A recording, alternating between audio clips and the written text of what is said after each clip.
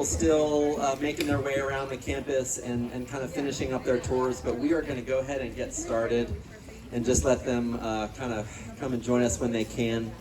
I really want to just say how honored I am to welcome you to Griffin School, and I really appreciate the time that you're taking to come and visit us, learn a little bit about our school programming, and maybe most importantly, get to meet some people and get a feel for the culture here. I hope that you all got a chance to meet, I guess you all got a chance to meet one of our students on the tours. And I hope you took that chance to like ask them all kinds of, pepper them with questions so that you kind of get the real story from our students. That's probably the best thing that you can do here. We are going to start actually today by having a couple of our four-year senior students come in and kind of give a little brief testimonial about their time here at Griffin and the kinds of things they've been involved in and what it's kind of meant to them. So we're going to start with Maya Habraken. She is, as I said, a four-year senior, involved in tons of things, leadership, athletics. She's teaching a seminar this year here at the school, so she's like on the teacher side of our school information system. So anyway, Maya Habraken. Hi everyone, thank you so much for being here. I really appreciate y'all coming out. As Adam said, my name is Maya and this is my fourth year at Griffin. One thing at Griffin I am really thankful for is the connections I have been able to build with my teachers. The teachers here at Griffin all really truly care and are willing to put in the extra effort with you. Some of my favorite memories from last year are staying after class talking with Valeria, our amazing physics teacher, about how something we had recently learned in calculus related to whatever physics concept we were currently studying. Last year, as Adam mentioned, I served as NHS president. From campus beautification days after the winter storm, to my personal favorite project of baking weekly batches of corn muffins for a free lunch, and a more traditional food and toiletries drive, it was wonderful to see the Griffin community come together. Last year, I participated in the National Security Language Initiative for Youth, or NSLY, virtual program. NSLY is a State Department program focused on encouraging American high school students to learn languages considered critical to national security. And I did a 10-week program which met virtually for about 3 hours a week. Building on this experience, I was very lucky to participate in the regular NSLY program this past summer, spending about 8 weeks in South Korea. The first 2 weeks were spent in quarantine and classes were virtual, and then we also had other virtual group projects and activities. We had language classes. For the rest of the program, we were placed with a host family. We had language classes 4 hours a day at Hamgyong University, and were able to spend our afternoons exploring Seoul. I was also able to take classes in Taekwondo, and we had supporter groups with Korean college students who helped us with adjusting to Korea and showed us around Seoul. This year, I am thankful to be bringing this experience back to Griffin in the form of teaching a Wednesday workshop for Korean language and culture. I have also taken 4 years of Spanish here at Griffin, and this year I will be a teacher's assistant for our lovely Profesora de Español, Darlene.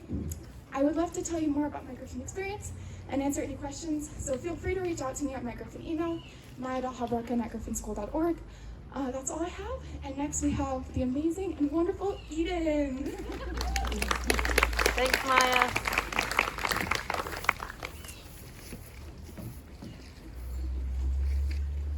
Hi everyone, thank you so much for being here. We're so excited to have you all in person for the first time in 2 years. My name's Eden, I'm a senior here. I'm really excited to be doing this because I really vividly remember being you as a middle schooler, and it's just really cool to be able to kind of pay that forward now. I've volunteered at these events every year that I've been at Griffin, and I think it's one of the many ways that Griffin really tries to actively involve their students in like the inner workings of the school. I've also been on the admissions committee for 2 years, which is one of 4 student leadership committees where you're able to like interview prospective students and kind of just get a feel for them, and you get to host them when they come shadow. So if any of you decide to do a shadow day, you'll probably hang out with me. And that's really fun, and I think just like a really cool way to be involved. And even if you don't want to be on a committee, there are a lot of ways to be involved in the community. I've been the president of the LGBTQIA+ club for 2 years, which has been a really fun experience. It's been super rewarding. anyone can start a club. You just need like a faculty representative, and then you can start your own club.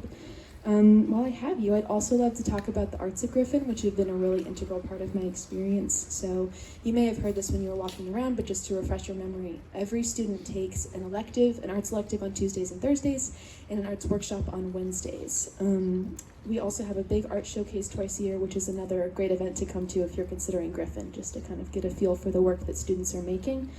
I'm a singer, so I've usually been involved in music, but there are like tons of options. I have friends who've done game design and coding and theater and basket weaving. Like, it's a really diverse course load, I guess, which is really fun. Hold on, my notes are upside down, sorry. So personally in the music department, I've been able to take songs or classes like songwriting, music theory and composition, performance ensemble, and then now I'm in a like advanced, maybe like experienced music ensemble called house band, which is really fun. There's also open mic nights that happen every semester. The next one is coming up October 1st, which you're also welcome to come to if you'd like to get a feel for the work that we're making. And those are always a really fun way to kind of interact with your community. I think that's all I have for you. Thank you all so much for coming. I know this can be a really stressful process. I remember it very vividly, but I hope it can also be fun because you're about to have a really exciting adventure over the next 4 years, and it's just a cool thing to be on the verge of. So yeah, thank you. Have a good rest of your night. Thanks, Eden. Thanks, Maya. And are y'all gonna hang out, or you're welcome to? I know you have stuff to do. You're gonna hang out for a little while. Okay, so if you have questions for Maya, maybe Eden, I'm not sure we'll be able to stay or not, but catch them after our little presentation. So, I'm not sure I introduced myself, but I'm Adam Wilson. I'm the head of school here, and I'm gonna just try to give you a little bit of the big picture overview of the school. And then we're gonna have a couple of our administrators talk about more specific programs so you get a sense of some of those things as well. We're gonna pace through this really quickly. If at any time you need more popcorn, go get it. The bathrooms are in the main hallway right behind me. Just make yourselves completely at home and be comfortable while you're here. So, as Eden was just saying, you know, we have a lot of empathy for the position that you're in, looking for a school community for yourself that is a fit for you and that has real resonance for you. We're delighted you're here looking at Griffin School. We know we're not the right school for everybody.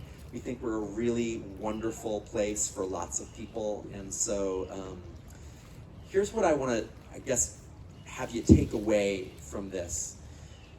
Our programming, you got a little bit of a feel for that. The campus facilities, you got to kind of take a look at that.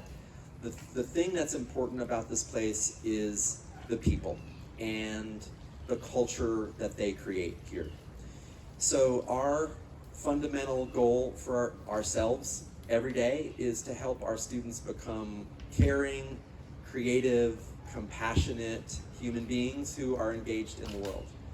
And we do that through all the different programs that we have, but that's the bottom line. We want our students to develop a set of values that they will carry with them in their lives as they go forward. I want to go through kind of some of the belief systems that we have that are the foundation for what we do here. Because I hope that will, you know, kind of underline some of what I just said. So we believe that this is a really formative time for people, these 4 years of their lives. And that's why we think it's so important to work with students at this age. We have developed a set of values that we talk about all the time, from the first day of orientation throughout the year in our clubs and committees, in the day-to-day life of the school. And they're about kindness, like proactive kindness, and how that can be expressed as we go through the world. They're about respect. It's about honoring each other's right to have a learning experience that is really meaningful here. So those essential values, which is what we call them, are, you know, something we try to make current and present in the day-to-day life of the school. And so you'll hear that a lot as we talk through the day. We believe that students learn really the most from each other. As much as we, put lots of time and energy into our curriculum and into the programming that we do here, we know that what they're going to remember most about this experience in high school is the impact that their friends had on them, and that a trusted teacher had upon them, and that a mentor coach had upon them. And that's just what we know, because when our alumni come back, that's what they talk about. And I know that they value what they learned in the classroom, but what sticks with people is the care that they felt, the sense of belonging that they felt, the support that they had as they were kind of going through all the sort of tumultuous times that come with adolescence, right? So we work at that, and I just want to say it's not, we are a small community, and that helps, but I would just say that we work really hard to develop the kind of authentic relationships between students and teachers, and between students and their peers that create that sense of belonging. And we do that through all kinds of activities and programming, but I think more than anything we do it through a commitment to caring for each other. That's the bottom line. So teachers and students and families, when they come here, make that commitment that we're here to sort of support each other through this time, right? And that's what matters, I think, most. We believe that the liberal arts are the foundation that will help our students navigate all that's ahead. And we know that very few of our students are going to have a clear sense of what they're going to they may have a sense of what they want to study in college and the professional life that they want to have beyond that. And most of them will take turns and discover something new and decide they want to do something different. The foundation in the liberal arts gives them the skills that they'll need to navigate all those twists and turns. And if they, we just feel like if they learn to think critically and solve problems and think creatively and learn how to write effectively, then they're going to be able to, the world is changing, so they can just expect that they're going to have to navigate new challenges going forward. They're going to have to be lifelong learners. So that's what the liberal arts is about, and that's what we focus on here. The arts are a really important part of what we do, and I think really visible. If you just walk through the school, and if you look at our social media, you're going to see a lot of creativity and a lot of programming around the arts. I do just want to say that, we really see the arts as a vehicle for our students to learn how to express themselves and learn how and figure out a sense of identity. Because when you're an artist and you're creating something, you have to think through, what is my artistic intent? What am I trying to say in whatever it is I'm producing? And that exercise over and over and over again is what our students get to have to develop a sense of who they are. So, we love it when our students go on and make albums like Eden is going to make for her senior project this year. And we love it when they go on and study arts at the college level, and maybe even go into a career that's based around the arts. But the truth is, we're not about creating more artists for the world. That's not what our goal is at all. What we want is that every student leaves this place with a really strong sense of confidence about their ability to think creatively and problem solve and apply that to whatever it is they do. And that may be in the arts, or it might be in engineering, or it might be in a STEM field of some kind, it might be in business. So, what they learn here about their creativity, they're going to get to express in whatever it is they do. So we believe that success for us is not really about the profile of the college that people go to, or the how much they are their earning potential as they go forward in life. It's meaning in life is going to come from being a good friend. it's going to come from doing work that is satisfying to you and having some real pride in the work that we do. It's about making choices that that allow us to feel fulfilled in our professional lives, and have deep and meaningful relationships with the people around us. And so, believe me, we work really hard to help our students have all kinds of fantastic choices when it comes to college. Our college counselor, Susan, is going to talk about that process, and so, we do not skimp at all on that. But we really want to say this up front to students and families looking at the school that, I think a successful experience at Griffin, it can produce all kinds of different outcomes, and as long as that has meaning to our students as they go forward, that's what we think is really important. I just had the opportunity to spend some time with some alumni this past weekend, and that's what really was reinforced to me. That I heard all the stories about the circuitous paths that they've taken since they left here, and the challenges and hard times and the things that they overcame, and the successes they've had in their careers and in education. But what was really most important was that they were connected to each other still, and that they were there to support each other. So, to me, that's what a meaningful life looks like. So, I hope that gives you a little bit of a feel for what it is we're trying to do here, and why it is we do this work, why we think it's so important. I hope that has some resonance with you and for what you want for yourself, what you want for your children. Yeah. Let me pass it on to Lawrence Morgan. He is going to talk a little bit about the academic program here. Lawrence is our associate director, and he oversees the academic program. He's also the head of the history department, and he teaches a number of classes there. So, Lawrence Morgan.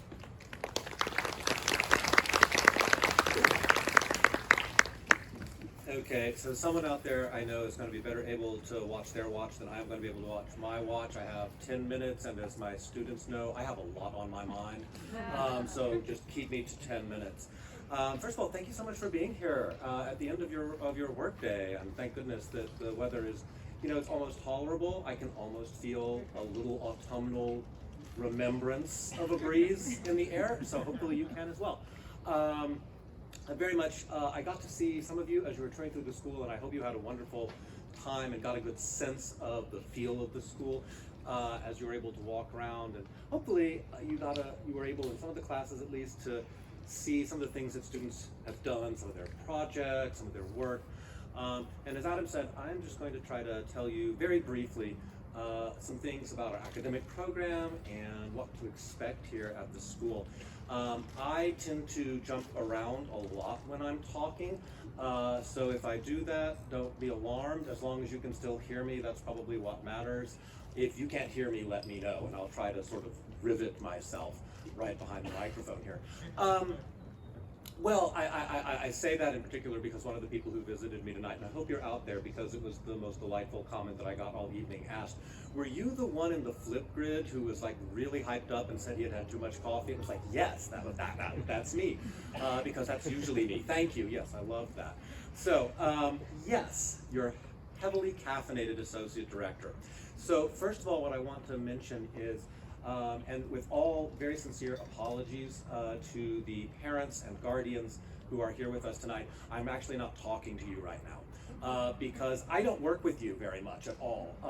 I was saying just this today at a meeting that it's some of the administrators have very outward-facing jobs. My job faces almost completely inward.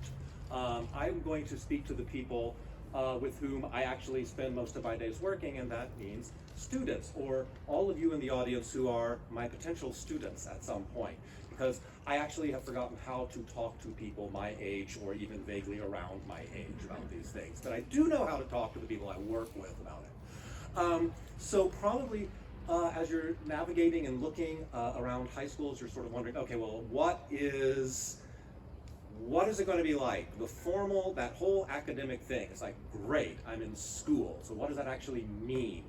Well, Off the top of my head, I would just tell you, it means in a certain sense all the things you expect me. Are you going to be having 4 years of your English language and literature courses? Yes. Are you going to be having 4 years of science? Yes. Are you going to be having 4 years of social studies classes? Yes. Are you going to be taking world languages? Yes, you are.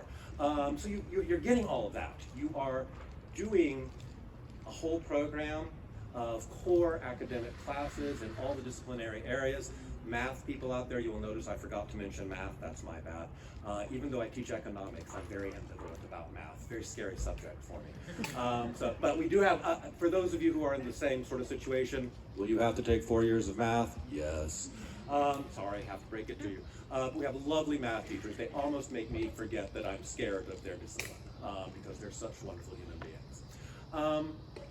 So you've got all of that. But the real question you may be asking, there may be some real questions you're sort of thinking like, okay, I'm going to be taking these classes. I kind of anticipated that. I anticipated I was going to be taking much classes. What does that feel like during the day? Well, and if you walked around the school and you got to see some different classrooms, what you'll see is it feels like you're going into a lot of different little mini worlds as you go from class to class. Some of your teachers will love to do lots of projects, and some classes are very discussion-based. And some classes are very drill and kill, as they used to say. My gosh, we are reading this and we are analyzing this and we are just going to get this down. And you're going to get a whole lot of different instructional styles, a whole lot of different assessment styles, from projects to quizzes to tests to essays.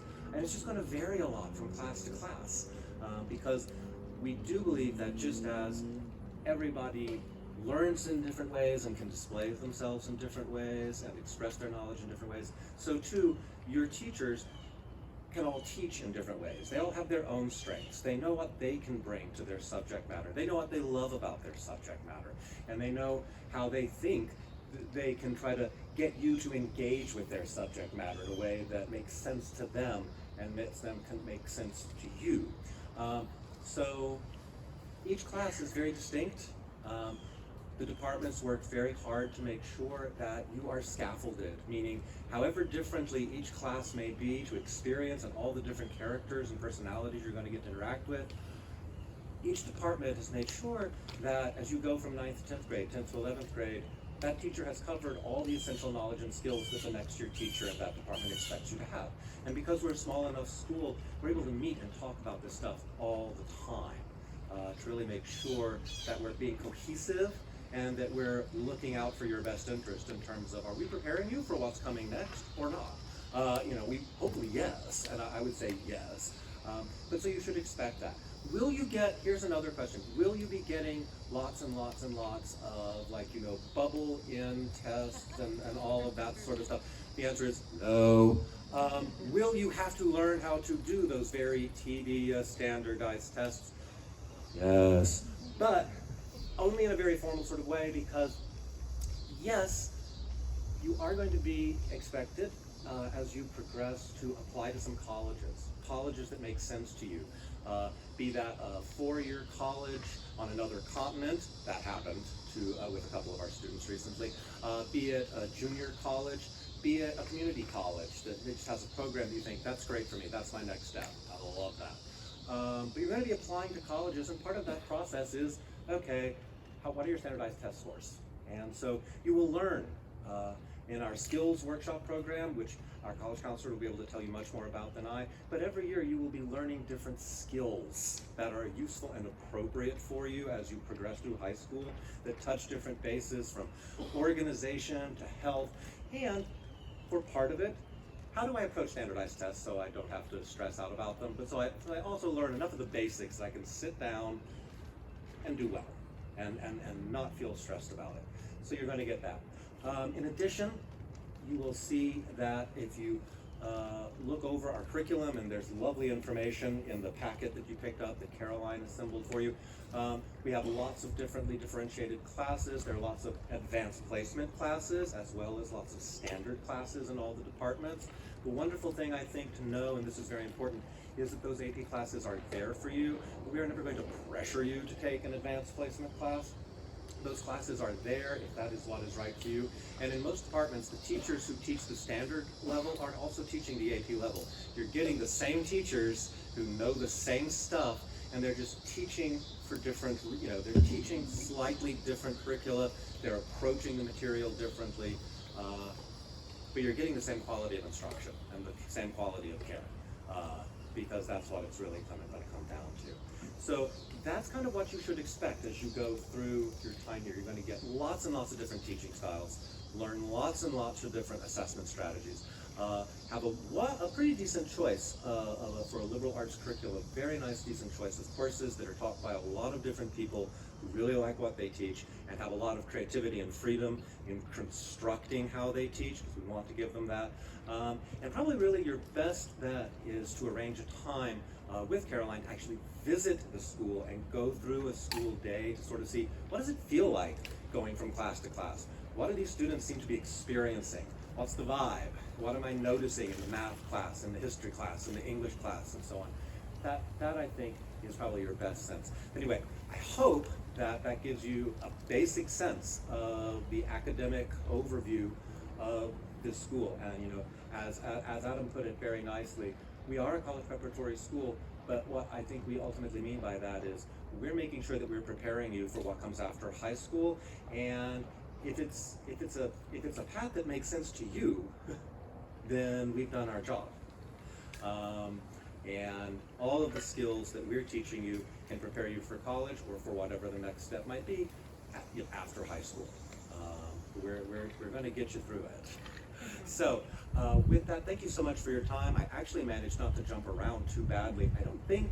Hopefully that was all reasonably comprehensible. I tried to modulate my voice and sort of rein in my tendency to speed talk.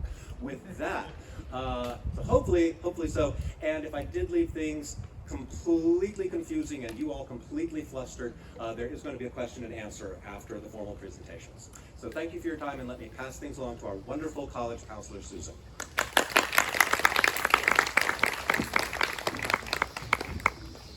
Good evening. Thank you for coming. You can imagine how I felt when I was told that I would follow Lawrence. Yeah.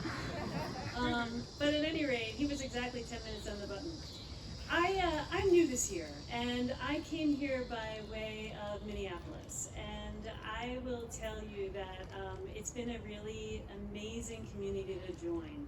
One of the things that you'll hear when you do embark on the college process is colleges saying, when you go to our campus, see if you can use the SMILE test. And what they mean by that is smile at people around you on campus and see how they smile back.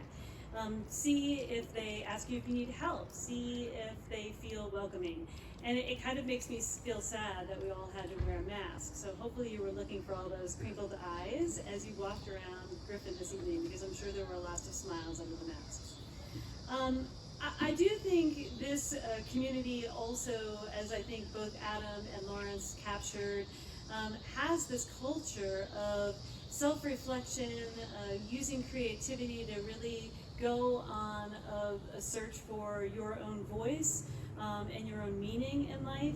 And that has a beautiful alignment with a very healthy college process. Because one of our philosophy, of course, is the same as choosing your high school. Your college should fit what it is that you want, and what place you should find a place in which you will thrive. And I think that our values do that, and also the way the school has structured the curriculum also contributes to that. So Lawrence referenced briefly the skills curriculum, and I will tell you that I came from two larger, well-established independent schools in the Minneapolis area, and neither of them had such a commitment to skill building. And I think that it is a major asset to the school in terms of what it can give your students. One of the things that we do is we start in the 9th grade, and it is talking about that transition period. And that can be tough for some students to come in and all of a sudden you're in high school and the expectations are ratcheted up a little bit. But I think Griffin does a really nice job of easing our students in, and it ranges, everything from the academic to the social emotional. And then we're really not talking about college in the 9th grade, and that is intentional.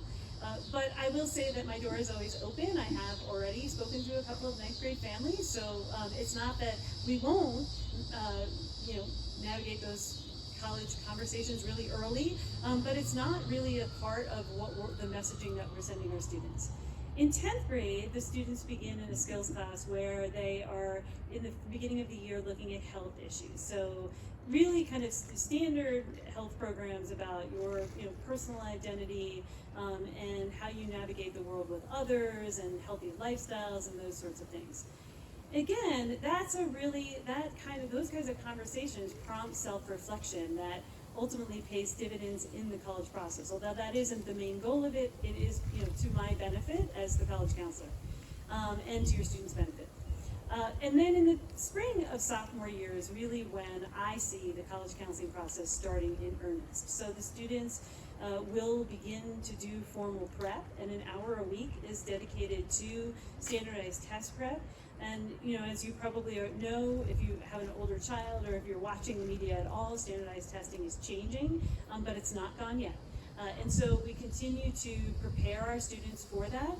And then that's the moment at which I will have those initial conversations with the student. We'll talk about their schedule and their summer plans and their testing plan. How did that standardized testing feel? And mainly the purpose of that meeting is so that I can meet them and they can see me and we can begin to build that relationship. Because ultimately, the college process is a really personal journey. And the more you know the person that you're working with, the more comfortable you'll be in pursuing that journey authentically. So the sophomore meeting is usually just with the student. Of course, parents are always welcome, and we can integrate parents at any time. And then junior year comes along, and in junior year, again, the students are pursuing a skill that's really essential to that finding your voice, and that is the sort of civil discourse around a variety of topics that are happening and relevant to the world at this very moment. And so really teaching our students, how do you express yourself in respectful ways, and how do you tell your truth? And again, perfect entree into what I do in the spring of junior year, which is begin to talk to students about what is it that you see in your future, what is it that you value. We begin to do that piece of exploration. It's both self and then colleges. And we'll move back and forth between this is what I value and this is what I would want, and then looking at, well, this is what exists here or there. We'll talk about the college visit. We'll begin to build lists that begin very large and full of suggestions. And then I'll send them off into the summer to really, before their senior year, think about what will my story be, right? And what will that, mainly those essay topics, but my interview and some of those questions, colleges ask specific questions, and I'll go on tours and maybe I'll ask questions. And so how will I pursue this? I have to say, I think the summer can be really formal for some students where they're really working in earnest on a draft. And for others, they just really need to unplug. But I always think it's important to plant the seed and let them process, whether or not it's with a formal instruction or whether or not they're just kind of kicking it around in their head. We now are back in the fall of senior year. And again, what a gift. I have an hour a week to meet with students, and we piece by piece go through the application process. And that is on top of course, my many individual meetings with them. It's funny, this is a really small world, college counseling, and we really are back after the pandemic to in-person college visits, which is really exciting. And the reps are really excited, the college reps are really excited to be back on campuses. And I have so far, just in the last 3 weeks, encountered 2 representatives that I also had spoken with in Minneapolis. And both of them said, not in the exact same words, but they both said, wow, you really landed in a great place. Well, what a community that you've entered. And it's just striking to me. In many ways, they know Griffin better than I do. And just to kind of hear that affirmed from someone who's from the outside looking in on the college side is really encouraging and heartwarming. So I am happy to answer any questions that come up. I know most of you are applying for 9th grade, so you may not have any, but my door is always open, and so feel free to reach out to me as well. And now I'm going to introduce you to Caroline, our Director of Admissions.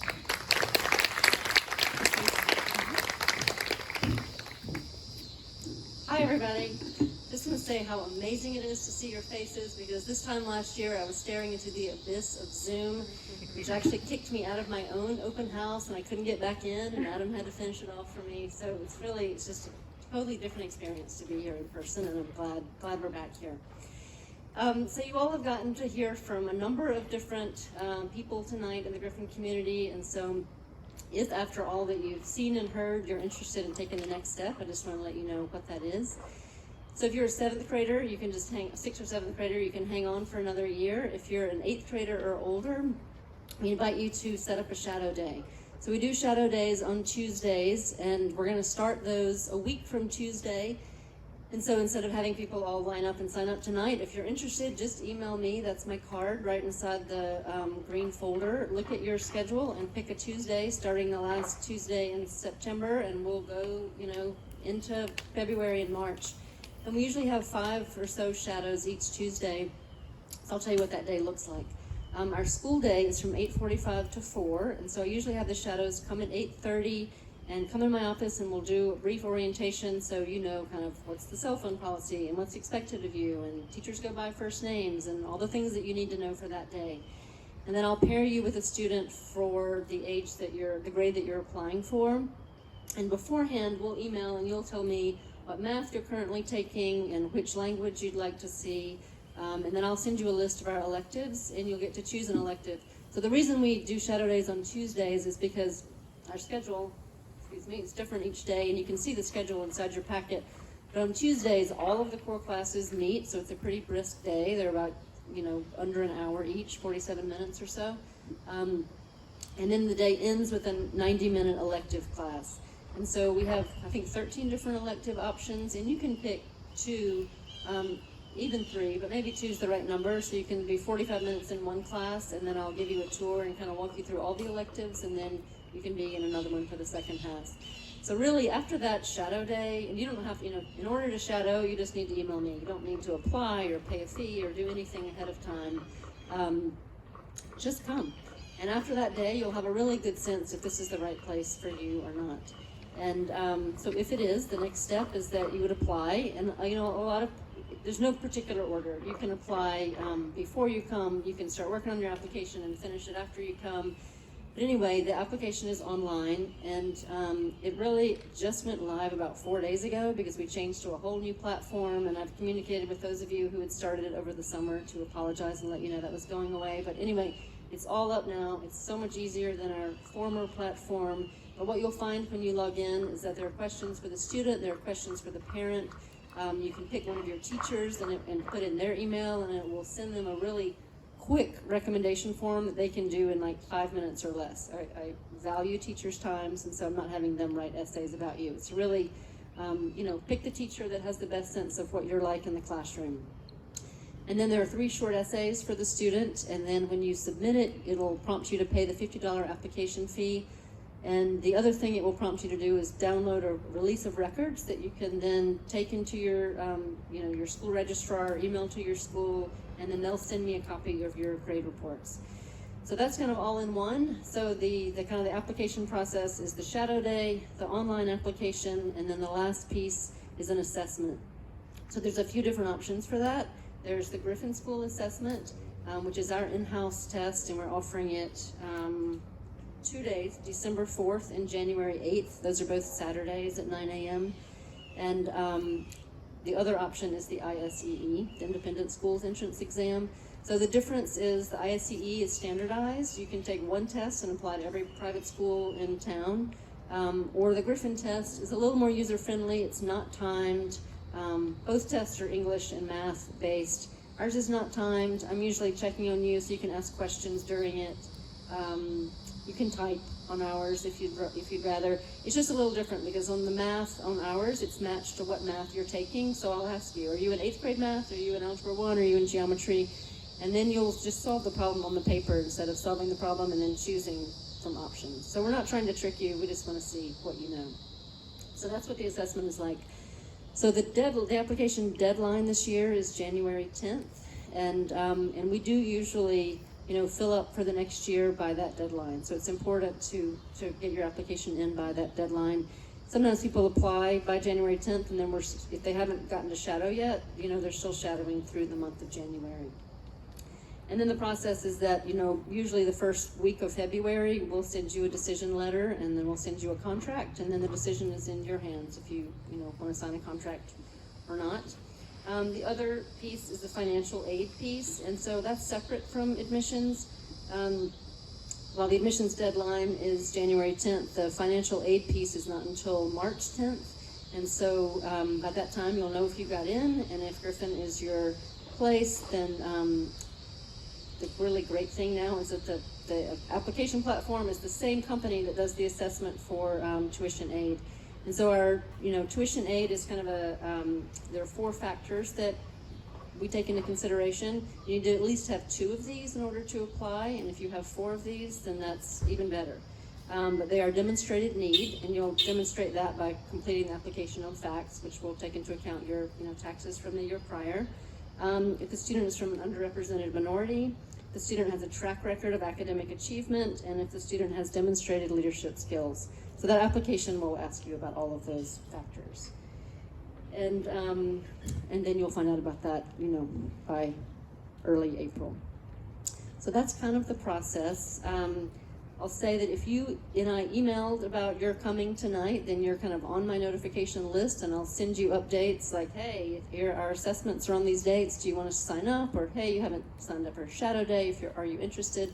And if you just showed up tonight, we're so happy you did. But you might want to go to our website and just fill out the inquiry form, and that will get your email on that list. And so I'll know that you're thinking about it. So that's it for our presentation, and we're going to hang around, and so you're welcome to come ask questions, eat more popcorn, whatever. But thank you all for being here tonight. Really great to see all of you.